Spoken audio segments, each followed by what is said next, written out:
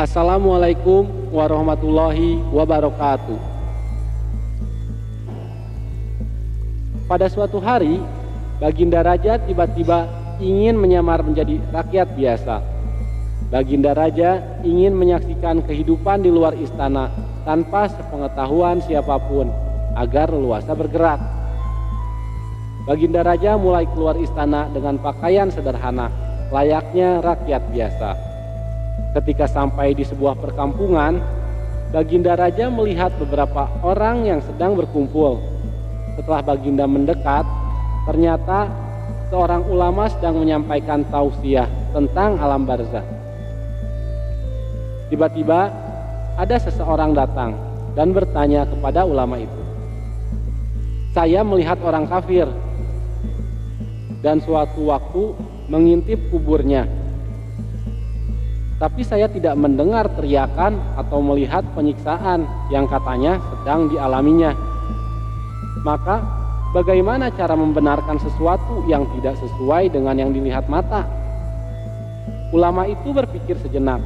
Kemudian ia berkata, "Untuk mengetahui yang demikian itu harus dengan panca indera yang lain.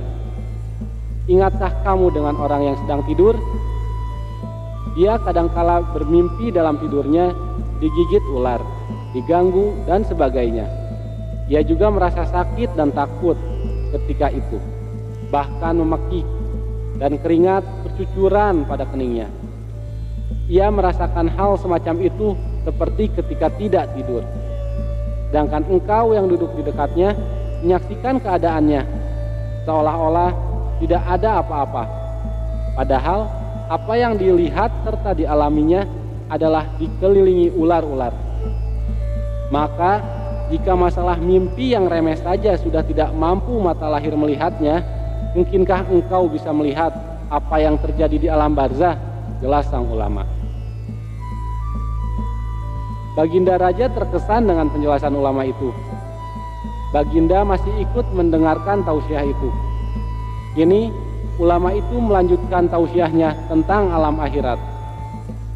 Dikatakan bahwa di surga tersedia hal-hal yang amat disukai nafsu, termasuk benda-benda. Salah satu benda-benda itu adalah mahkota yang amat luar biasa indahnya. Tak ada yang lebih indah dari barang di surga karena terbuat dari cahaya. Saking indahnya, bahkan satu mahkota lebih bagus dari dunia dan seisinya. Baginda Raja akhirnya menemukan ide untuk menguji Abu Nawas dan memerintahkan segera ke istana. "Hai Abu Nawas, aku menginginkan engkau sekarang juga berangkat ke surga. Kemudian bawakan aku mahkota dari surga yang katanya tercipta dari cahaya. Apakah engkau sanggup?" tanya Baginda Raja. "Sanggup Paduka yang mulia," kata Abu Nawas langsung menyanggupi tugas yang mustahil dilaksanakan itu.